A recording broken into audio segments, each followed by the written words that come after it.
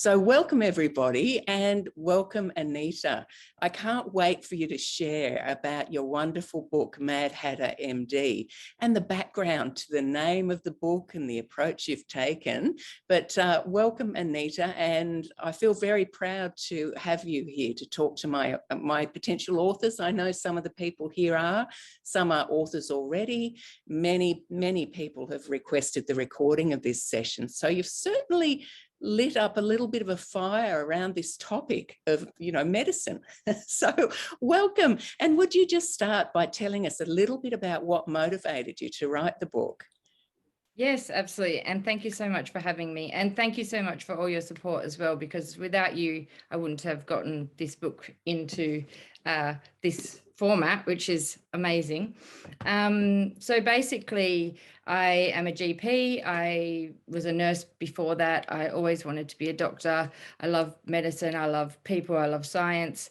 I had my own practice in Western Australia where I saw lots of patients. I was the principal of the practice, so I was in charge of everything, all the staff, and it was going really well.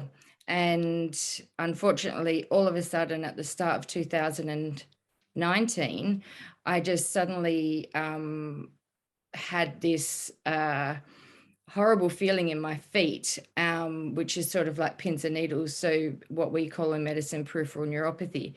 And it very quickly went up my legs and up into my back over the course of about 2 weeks.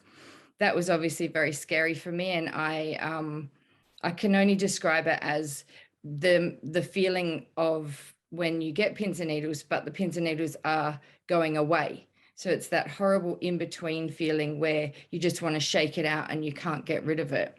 And that feeling I had was for a good, 24 hours a day. I didn't get any relief. It was obviously worse at night, just because I was focusing on it more. I went to one of my GP colleagues who worked in my actual practice, and she did some blood tests and found that I had really low B12. And at that point, I'd never really even needed to have blood tests. I've been pretty well most of my life, except for having babies. And it turned out that my B12 was the lowest that the neurologist had even ever seen, which was a bit of a shock.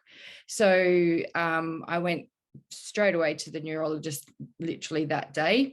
And he said that level of B12 has probably caused a permanent spinal cord injury, and that these symptoms are probably not going to go away, which was devastating news, obviously, to me. But I was on a B12 supplement regime, and I quickly had to have injections every day, and then weekly, and then monthly.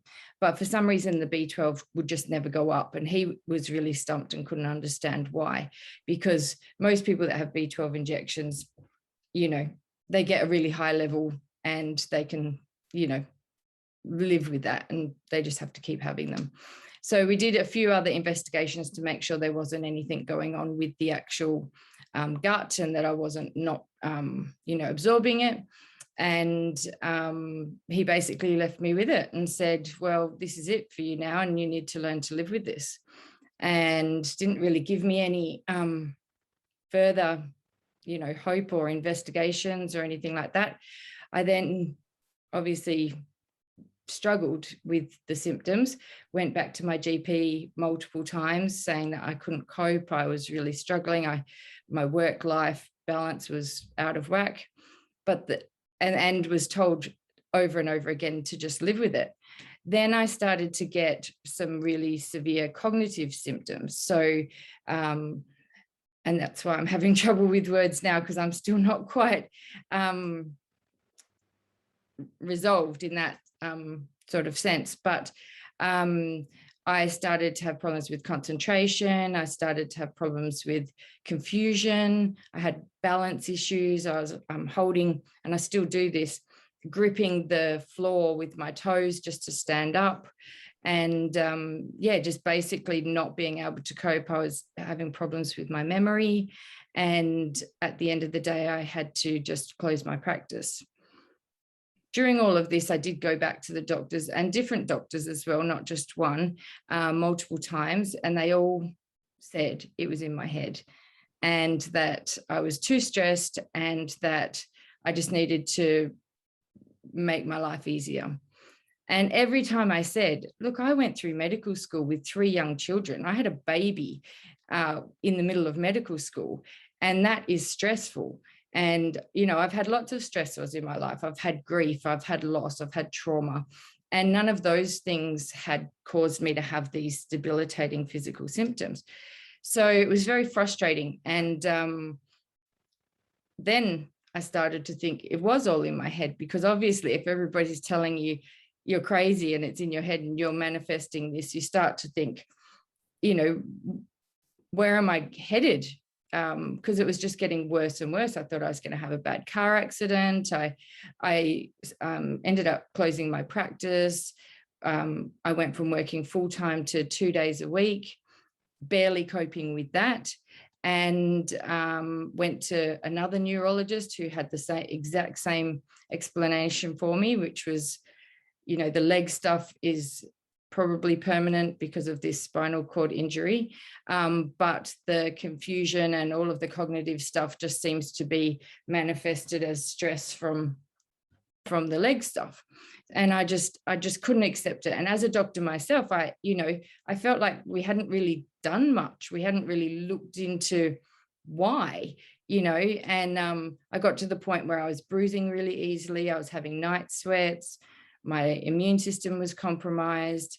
So I ended up going to a hematologist, and he, nearly on the first day I met him, told me that I had blood cancer and sent me for a PET scan, which showed quite significant bone marrow inflammation, and then a bone marrow biopsy, again, with the sort of differential diagnosis of blood cancer. That bone marrow biopsy came back inconclusive, which is pretty much, that's what I should have called my book, actually, inconclusive. But and then he basically just said, well, let's just see what happens. And again, I was just thinking, you know, what is the future for me? I then actually stopped work altogether. But during this time, thankfully, I met a beautiful integrative GP, and she had a good 1-hour appointment with me, sat down, listened to the whole story. And the first thing she said to me was, you absolutely should not have to live with these symptoms, because we need to work out what's going on. And then the second thing she said to me was, I think you've got a heavy metal poisoning. And that had never even crossed my mind. In medicine, especially in Western medicine, we, you know, deny in terms of a lot of toxins and things that can make you sick that we just have in our bodies without sort of questioning. And she asked me to go to a biological dentist because I have a lot of metal fillings in my mouth. And so it took a while because they're hard to get into. There's not many of them. But by the time I saw him, he looked in my mouth and was just shocked. He said, oh my gosh, not only is this probably a mercury issue, you actually have a battery in your mouth. So what had happened, and I put the pieces together afterwards, was 3 weeks before the feet symptoms started, I actually had a bridge put in, and that was to replace a tooth that was missing. And so that part of that bridge had some metal on it that attached to the other tooth, so that the actual new tooth was floating. And that metal that he'd put with that bridge was actually in constant contact with one of my mercury fillings. And so if you know anything about basic science, you need 2 metals, you need a positive and a negative, and you need some electrolytes or a saliva acidic sort of environment. So he did a test to see if there was an electric current coming from this battery, and it was 77 microvolts. So 77 microvolts in my mouth being produced for 3 years. And he explained to me that every single one of my symptoms could be explained by this particular event or thing. And I did research pretty much the moment I left his office and found that T cell and B cell lymphocytes are definitely affected by what they call oral galvanization. So oral galvanization is the actual medical term for having an electric current produced in the body that shouldn't be there. And everything. So the mercury actually displaces B12. So that explains why the B12, even though I was having so much B12 supplements, it explains why it was never going up in my blood, because the mercury was constantly being leached and constantly grabbing onto it and taking it away. So obviously straight away I had the battery removed. I haven't had the mercury fillings removed yet because I'm too scared, because I don't want any more mercury leaching into my body. But that is definitely in the plan. So at the end of the day, I'm hopefully on the road to recovery. But I did have a consult with my hematologist yesterday, and the bone marrow hasn't improved. So there is potential for this to progress on, unfortunately, to a blood condition. But hopefully through everything that I've done with the book, I'm going to be able to work on, being more healthy, using more integrative medicines, looking at detoxing and that sort of thing. So that's the very short story of why I wrote the book. But the actual book isn't just about that. And it's actually a very small part in it, because I wrote most of it before I even found out about the battery. So because I thought I was going mad, I wanted to look at all the different things that can make you sick. So I needed to explore, why are doctors telling people that it's in their head? Why and how is this acceptable? And is it in people's head? Because I have lots of patients with chronic disease and chronic pain and chronic issues, and we don't know what's wrong with them, and they do want an explanation. And I certainly have never, as a doctor, said to somebody, it's in your head, as a phrase. But I think a lot of I think what they're meaning to say is that there are, what's going on in your life that could, contribute to, inflammation, stress, things that can make your immune system not so strong, all those sorts of things. So in the book, I basically go through medicine, and I explore modern day medicine. So that's about the first 1/3 of the book.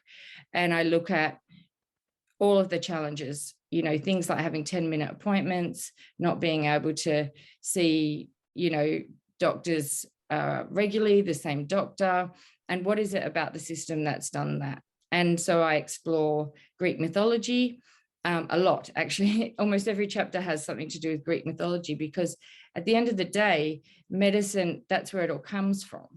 And so in Greek mythology, they had all these beautiful philosophies about health and healing and our bodies, but we literally have crossed out those important parts of those philosophies and put ourselves as the doctors and the medicines in place of them.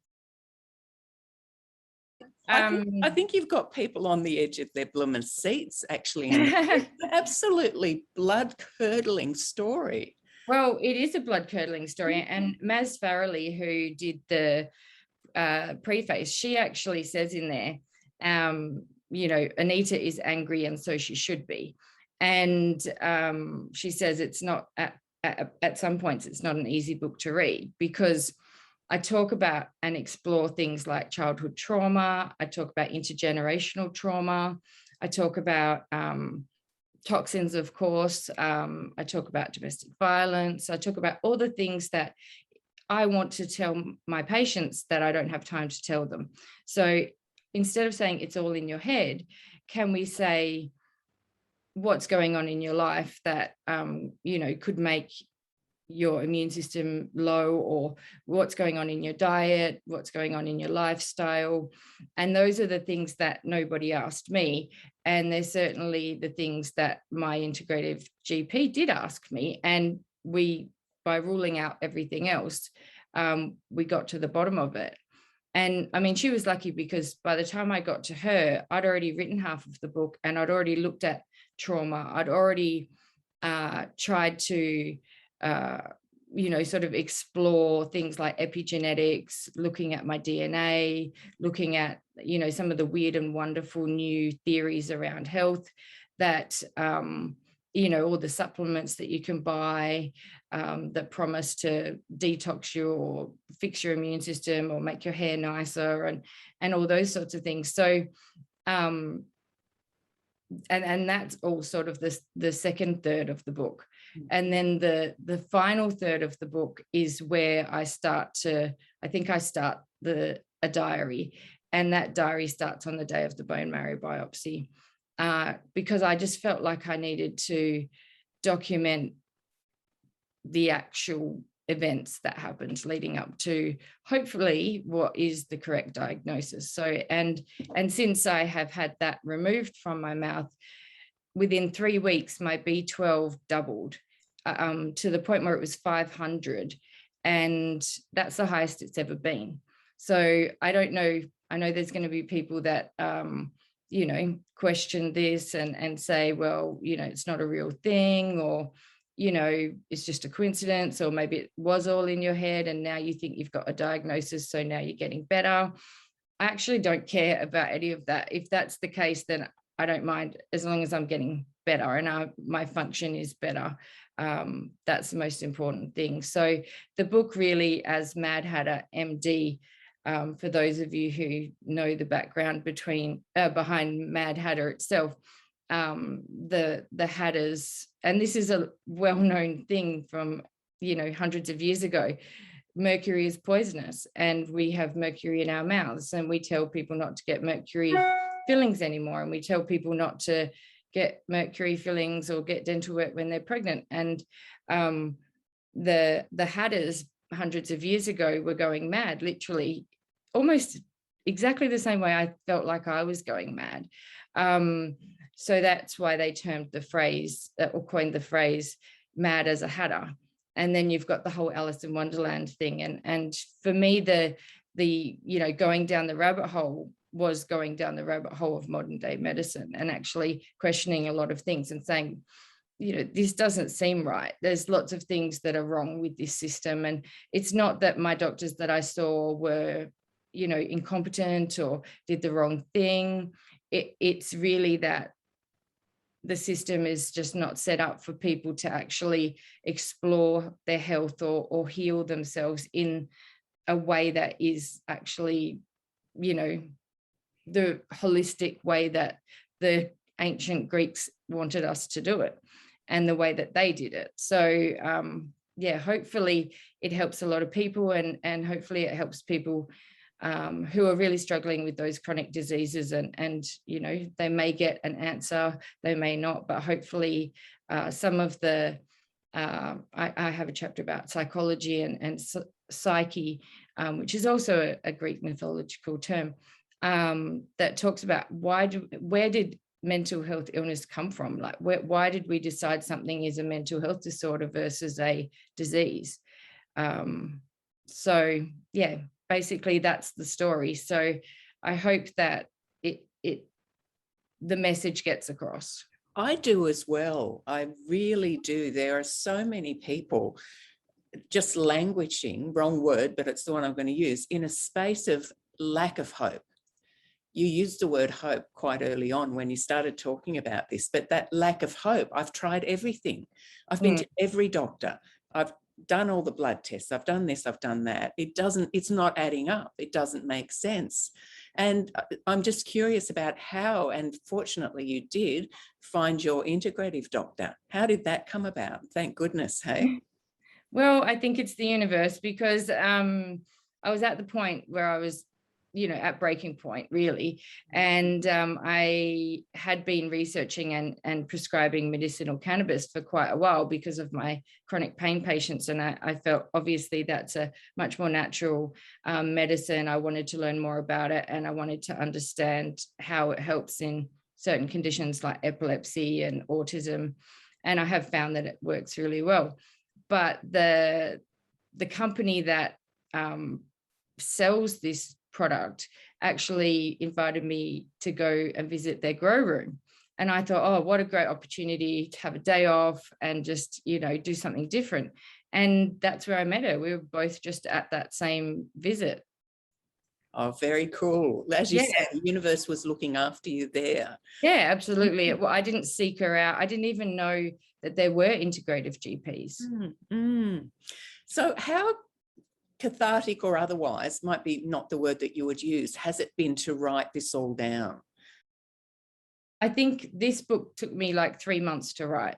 And Maz Farrelly wrote again in the preface, she said, whenever people get writer's block, she advises them to write about something that you're angry about.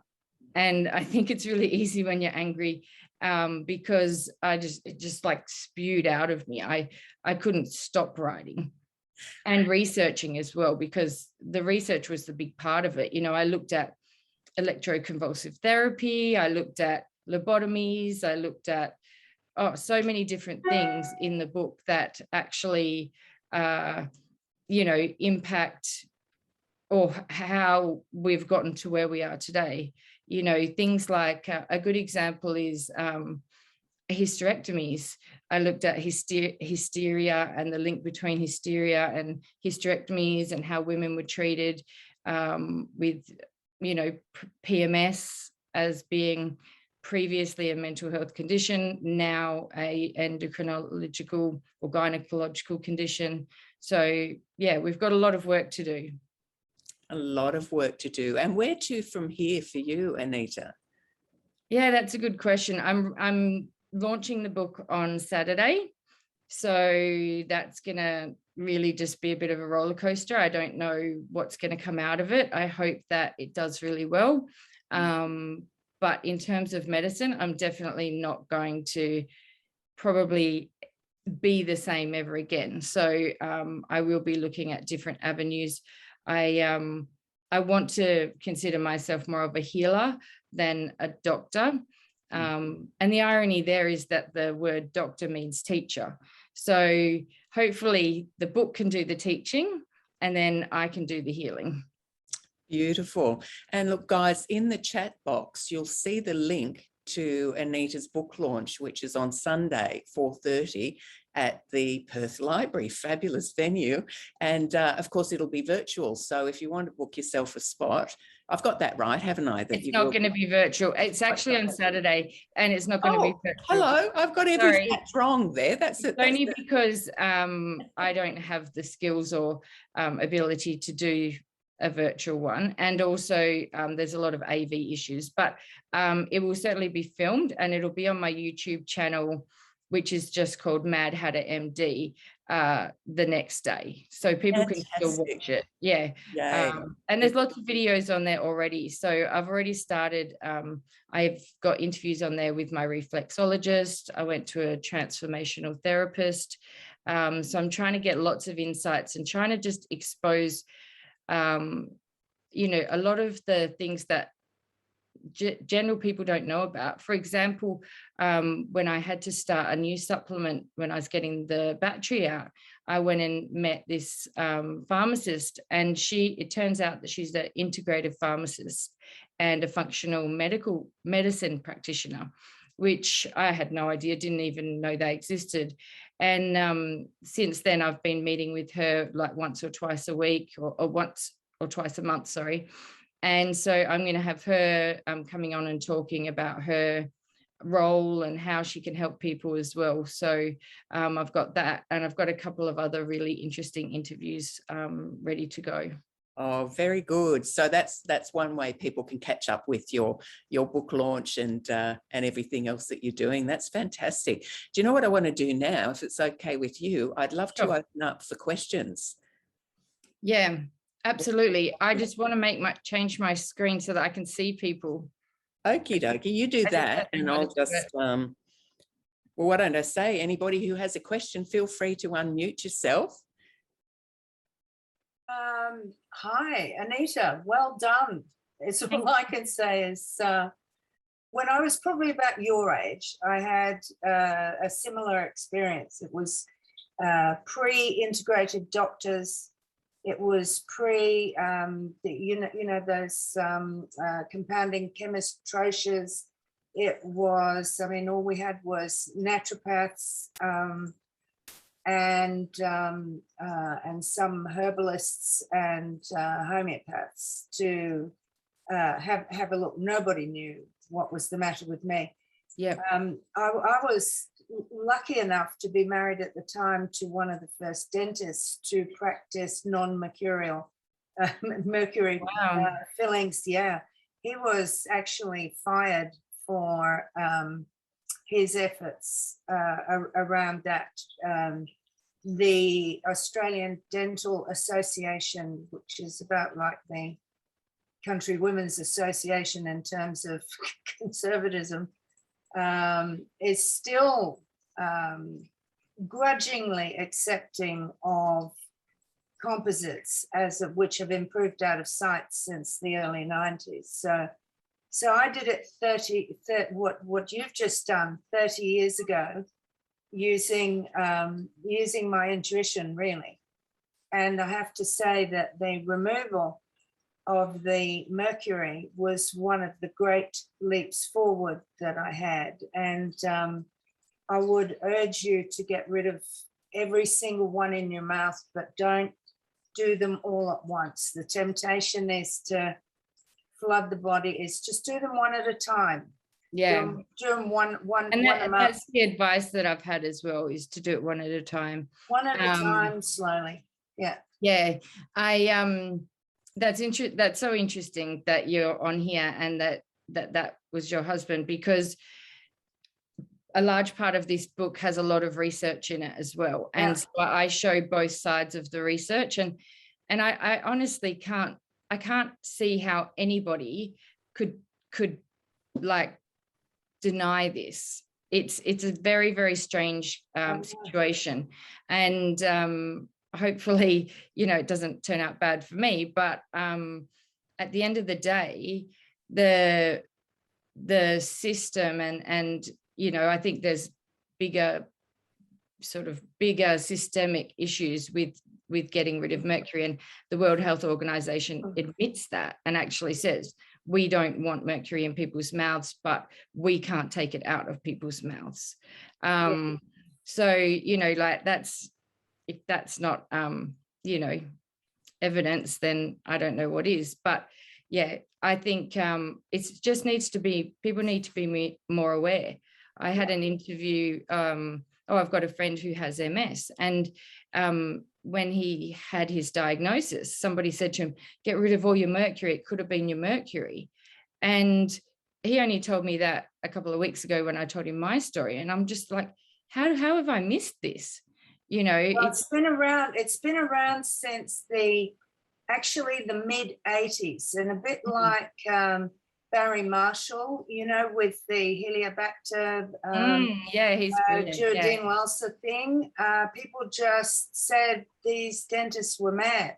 The Scandinavians have been using composites for, I don't know, since the early 80s. But if you spoke about it to either a medical person or another dentist, say from the mid 80s onwards, you were considered to be a nut job. Well, even in 2020, 2020 and 2021, I probably asked 5 specialist doctors to consider mercury, and they all said no. They know nothing about it. And to be fair, one of the neurologists actually said, I don't know enough about it. And I said, well, you're a neurologist. Yeah. And it causes neurological a neurological condition. So, I have brought you know, papers in to show people, and hopefully, you know, we can just get the word out there. I mean, I know as a doctor myself, there's lots of things I don't know about, and without actually, you know, I go to education sessions all the time for diabetes, asthma, COPD, you know, all the cardiac conditions, you name it. But not once have I ever been invited to a education session on dental health. Yeah. General, not just about amalgams. Yeah, and dental health has such a huge impact on cardiology as well. I mean, you would like they know that. They know gum disease affects the heart already. And as well. And nobody brings it up. Nobody looks at your teeth. You know, if you're going in with high blood pressure or with some palpitations or something, nobody says, let's have a look at your gums. Yeah, well, the interesting thing is the dentist who discovered the battery, he actually said to me, because I'd said about the cognitive stuff and how I, you know, was losing words, and even just like, I felt like I'd had a stroke. And he said, well, the voltage that this is producing is 1,000 times stronger than the voltage in your brain. Wow. So of course it's going to have an effect. Well, you should have been Superwoman, really. I know. I think that's why I didn't lose weight, because I was making my own energy. That's funny. Wow. That's funny. Well, look, you're in Perth, I'm assuming. Yes. Yeah. Yeah. If you ever come to Sydney, please, can we get together? I would. Oh, absolutely. Because I run an alternative practice here, which quite a lot of which is based on the kind of advocacy people need, because they come here as a last resort and they go, I don't know what's the matter with me. And there are ways that I can help them. I also have a book out with some of the case histories of that in it, called The Body Connection. And it's and I would love to collaborate with you at some point. My field's bodywork, really. Yeah. You know, which is trauma, and it's somatic bodywork. Oh yes. So, you'll enjoy a big part of this book. Yes. Then. Yes. Well, I'll definitely get your book. I think for me, the bodywork was before I knew about the battery. You know, I tried all these different things, you know, and there's, you know, there's lots to be said for naturopaths and all of those sorts of things. But for me, it was the trauma and the, you know, the body work. And I think I did, what's it called? Quantum healing and those sorts of things. And I wish I could just, every single person that walks in my door, I wish I could just make them go to a healing session before they come and see me. They should come to see me. And then, yes, and then they might not need to come and see me. Yeah, well, yes, and that, but the impact of trauma is not just on the nervous system, it's actually also on, it affects how you advocate for yourself. Oh, absolutely. Especially in the face of authority and medical authority and or ridicule, that sort of thing, you know, and ignorance and all the, you know, lack of schooling, all the rest of it. But there are so many strands to the trauma issue, which are far too many to talk about now, obviously, but there are many strands to it. Well, in the book, I actually talk about Dr. Gabor Mate, who you may have heard of. Him. He's quite famous at the moment. But he genuinely believes that every single disease is caused by trauma. Yeah. And, you know, I obviously have other ideas as well, but some of what he does and some of his writing is just, you know, so inspirational. And I've seen the recent documentary where he works with addiction and, you know, why people end up incarcerated, why they end up addicted to drugs. And, you know, it is, like you said, it is from the start. Yeah, exactly. Anyway, I'll get off and give somebody else a chance. It's actually so lovely to hear you speak. Sorry? So interesting to hear more about what you do. Thank you for joining. Well, Jane, I'd love to do it at some point. Yeah, great. Yeah, Yeah. well, I'll be in touch. Okay, do. I want to thank- Absolutely. And if Mark McGowan lets me out of here at any time, I'm planning to do, the Eastern States. Lovely. Right. Well, please put me on your list of people to see or call or whatever. Jane knows how to get in touch with me.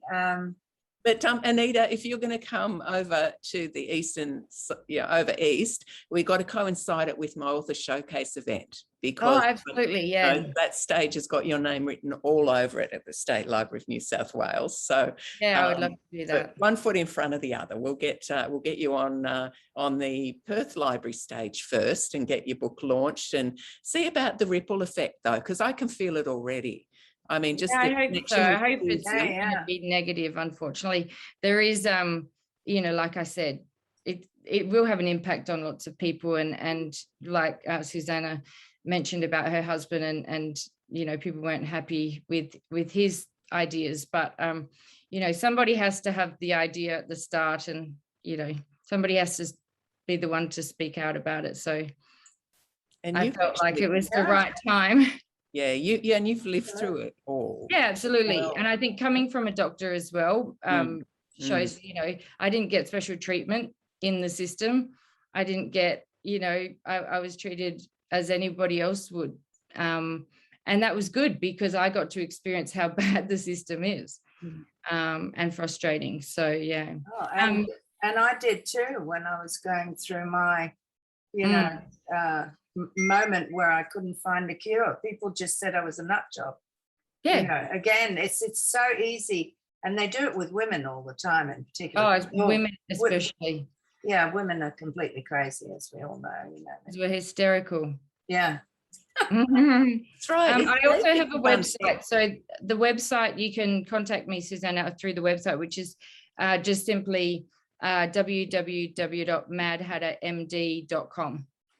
So you can, there's all sorts of stuff on that website. You can read part of the book. You can look at the YouTube stuff, and you can contact me through there as well. Well, I'll put mine down, and I'll put the title of my book down as well. Good on you. Okay. Yes. Yeah.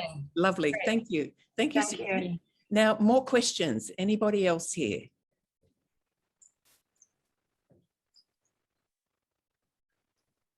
No. Okay. All right. Look, Anita, what advice would you give people if they found themselves feeling lost, misunderstood, and down a rabbit hole like you were? I think the most important thing is to, if somebody does say that it's in your head, not take it personally, and not actually think that they literally mean that you are crazy. I think exploring different avenues, exploring different practitioners, exploring, like I said, integrative pharmacy, integrative dentists, integrative GPs. If your GP, doesn't have time, and that's the problem with the system, is that we often don't have the time, go and see somebody who is more integrative, so that they can then, or even somebody like Susanna, so that they can then guide you on the path. And not everything's going to be a magic pill, and not everything's going to fix it. I did reflexology for 3 years, and whilst Ali, my reflexologist, was amazing, she certainly didn't cure any of my leg symptoms. But just by sitting with her and talking about it, we were able to make some connections and talk about different things. And she showed me a book that she'd been reading. And so it's making connections, and not just giving up and accepting that it's all in your head.